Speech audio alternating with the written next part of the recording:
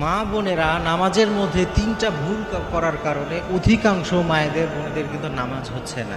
যে মায়েরা বোনেরা আপনারা নামাজ পড়েন, অবশ্যই যখন নামাজ পড়বেন তখন খেয়াল রাখবেন যেন এই তিনটা ভুল আপনারা না করেন। অনেক সময় অনেক মায়েরা এই তিনটা ভুল করার কারণে তাদের নামাজগুলো তারা ভাবছে পড়ছে, কিন্তু তাদের নামাজগুলো কিন্তু কবুল হচ্ছে না। এই জন্য এই তিনটা ভুল থেকে বেঁচে থাকতে হবে।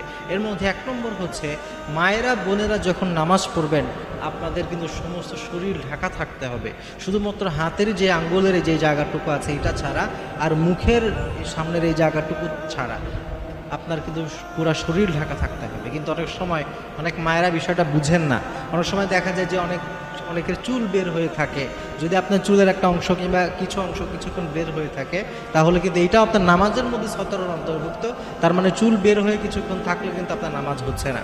এই জন্য এই বিষয়গুলো আপনাকে খেয়াল রাখতে হবে। অনেক সময় আমরা দেখেছি বাসা বাড়িতে অনেক মায়েরা থাকেন, তারা গেঞ্জি পরে থাকেন, যখন নামাজ পড়েন হয়তো বা শুধু বড় একটা হিজাব যেটা নামাজের আছে ওইটা দিয়ে সে নামাজ শুরু করে দিল, কিন্তু সে যখন সিজদায় যাচ্ছে বা রুকুতে যাচ্ছে ফ্যানের বাতাসে বা বিভিন্ন সময়ে তার যে সতর অনেক সময় বের হয়ে যায়, এটা কিন্তু অনেকে খেয়াল করে না।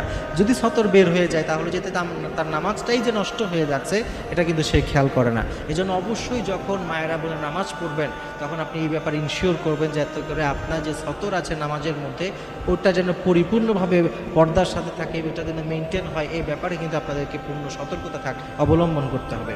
এরপরে 2 নম্বর যে ভুলটা অনেক সময় মায়েরা বোনেরা করেন সেটা হচ্ছে, অনেকেই দেখা যায় অতিরিক্ত নড়াচড়া করেন। চুল ঠিক করছেন নামাজ পড়তে গিয়ে, এদিক ওদিক তাকানো, হ্যাঁ একটু এদিক ওদিক করছে, মানে অনেক সময় চুলকায়। এই যে বিভিন্ন ধরনের কাজ মায়েরা করে, বিশেষ করে এটা ঠিক করা, কাপড় ঠিক করা, বারবার এই ধরনের কাজ থেকে বিরত থাকতে হবে। কারণ অতিরিক্ত যদি আপনি এভাবে করতে থাকেন, বেশি নড়াচড়া করতে থাকেন, এটা আমলে কাসিরের পর্যায়ে পড়ে যেতে পারে। আর আমলে কাসির হলে নামাজ কিন্তু নষ্ট হয়ে যায়। নামাজ ভঙ্গের যত কারণ আছে তার মধ্যে একটা কারণই হচ্ছে আমলে কাসির হওয়া। এই জন্য যখন নামাজ পড়বেন ধীর স্থিরতার সাথে, কারণ হাদিসের মধ্যে নবীজি সাল্লাল্লাহু আলাইহি ওয়াসাল্লাম বলেছেন তোমরা নামাজের মধ্যে পশুর মতো নড়াচড়া করবে না।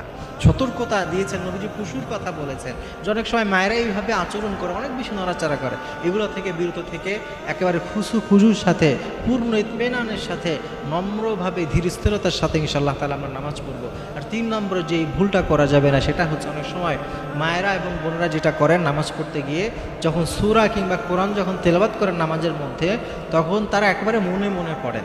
মনে মনে পড়া যাবে না, কারণ তারা যেহেতু জানে যে মেয়েদের আস্তে পড়তে হয় মনে করে, তারা একেবারেই মনে মনে পড়ে, উচ্চারণই করে না। এটা কিন্তু ঠিক নয়। আপনি যখন নামাজ পড়বেন এমনভাবে পড়বেন যাতে করে জোরে বলার অর্থ হলো যেন পাশের কেউ শুনে না ফেলে, কিন্তু আপনি অন্তত এতটুকু স্পষ্ট সহকারে পড়েন যেন আপনি কি পড়ছেন আপনি নিজে বুঝতে পারেন, অন্তত আপনি নিজে যেন শুনতে পারেন, নিজে বুঝতে পারেন। এইভাবে প্রত্যেকটা শব্দ কোরআনের উচ্চারণ করে করে সহি শুদ্ধভাবে আপনাকে পড়তে হবে। কিন্তু অনেক সময় দেখা যায় মায়েরা বোধহয় নামাজে দাঁড়িয়ে শুধু মুখ মেলাতে থাকে কিংবা চুপ করে মনে মনে পড়তে থাকে। এভাবে করলে কিন্তু আপনার নামাজ হবে না। তো এই ধরনের ভুলগুলা থেকে নামাজের মধ্যে বেঁচে থাকতে হবে। কারণ মনে রাখতে হবে যত ইবাদত আছে এর মধ্যে নামাজ হচ্ছে সব থেকে শ্রেষ্ঠতম ইবাদত। এই নামাজ যার ঠিক হয়ে গেছে তার সব ঠিক হয়ে গেছে, আর যার নামাজের মধ্যে গলত আছে, ভুল আছে, তার কিন্তু কোনো কিছুতেই ঠিক নাই। এই জন্য এই ব্যাপারগুলো যদি আমরা খেয়াল রেখে নামাজ পড়তে পারি, মায়েরা বোনেরা যদি এগুলো খেয়াল রেখে নামাজ পড়ে, আশা করা যায় তাদের নামাজগুলো আল্লাহ তাআলা কবুল করে নেবেন, তাদের নামাজগুলো অনেক ভালো হবে।